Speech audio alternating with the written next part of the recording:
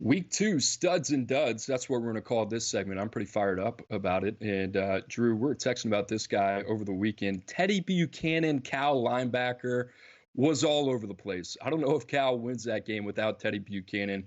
This kid, pretty interesting story. I heard over the broadcast about him and defensive coordinator Peter Sermon doing about like 50 or 60 hours of Zoom meetings because he couldn't show up until the fall. Drew, it didn't look like a guy that missed any time. He had a game high 11 tackles, 3 TFLs, 2 sacks, a forced fumble as Cal gets the big win over Auburn on the Plains. UC Davis transfer, grad transfer, Drew. You mentioned he had a quarterback background in high school. Pretty interesting story on this kid, but you turn on the tape, man, he was flying around. It was just as good as what you saw on the commercial cast over the weekend. Cal playing some football right now on the new look ACC. Can I give a shout out to Fernando Mendoza, the quarterback as well for Cal, originally from Miami, Florida, goes across the country. One time Yale commit. I thought he had his moments there on the Plains for Cal. But no, Teddy was awesome. I mean, the hair coming out of the helmet, flying around. You said it, that quarterback background. I think that's so important for a off-ball linebacker. If you see it in high school, think about it. These guys have to process the playbook, read a defense. Now they flip over, and it allows them to play fast. Teddy Buchanan played fast. Coop, my first stud. I'm going to go with another transfer up, right? FCS to the Power 4 level. How about Desmond Reed at Pittsburgh?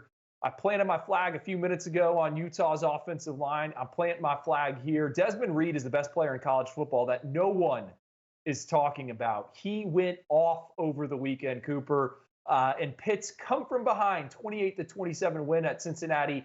19 carries for 148 yards, 6 catches for 106 yards, and a touchdown. The week prior, he had a 78-yard punt return TD. Through 2 games, he owns a nation's best 488 all-purpose yards, 11.3 yards per touch. Started his career off at Western Carolina, followed offensive coordinator Cade Bell up to the Steel City. The sky's small, but man, he can make you miss in space. I've been following since he was at Miramar High School back a couple of years ago. He's awesome. He's electric. And hey, with that new NFL kickoff rule, I think these guys that can create some magic, they're going to be more coveted on Sundays. Yeah, you had a solid grade on him as an 84 overall rating coming out, goes to Western Carolina, transfers to Pitt.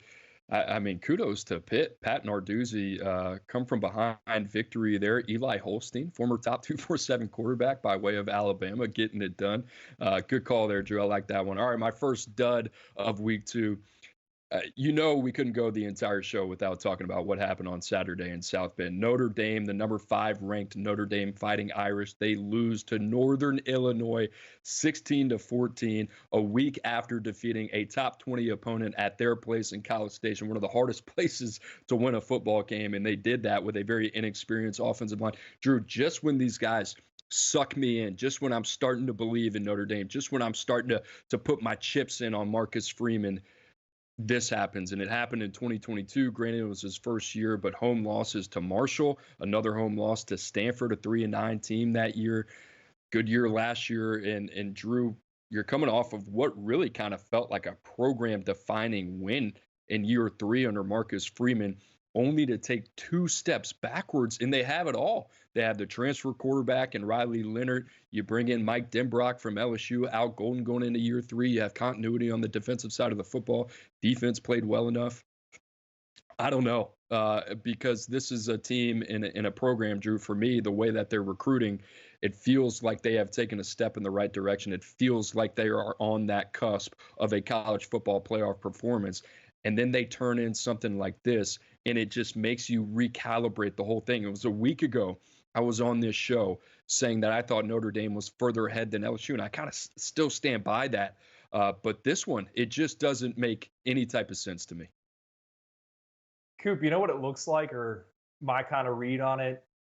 A first-time head coach. And I know it's year 3, but Marcus Freeman was never the CEO anywhere else before he got the head title there at Notre Dame. You kind of listen and you kind of read to some stuff coming out of South Bend, some reports out there, or some rumors, I should say. They were kind of physical in practice, and maybe the players were a little tired. I mean, I had eyes on that game, and it just seems like nothing could go their way. They couldn't get off the field when they needed to. Riley Leonard, they didn't want to run him. It's just inexcusable for Marcus Freeman, right? And you said it, he is getting that roster right. But at the same time, you got to get your boys ready to play week in, week out. It doesn't matter who is showing up and who you're squaring off with. There's going to be ups and downs, right? You got to get that locker room right. Got to get your players right. Got to get the mindset right. Very disappointing. I don't think the season is over for Notre Dame. I just wonder with Riley Leonard, seems to be some limitations. I don't know if he's dealing with an injury. Steve Angeli's sitting there. Schools coveted him as a potential transfer. I mean, could we see him get onto the field to unlock that passing attack? Yeah, maybe so. Maybe Angeli, CJ Carr, the freshman that they like. We'll see. Speaking of limited quarterbacks, let's talk about Peyton Thorne a little bit. Man, what a dreadful performance. 4 INTs against Cal.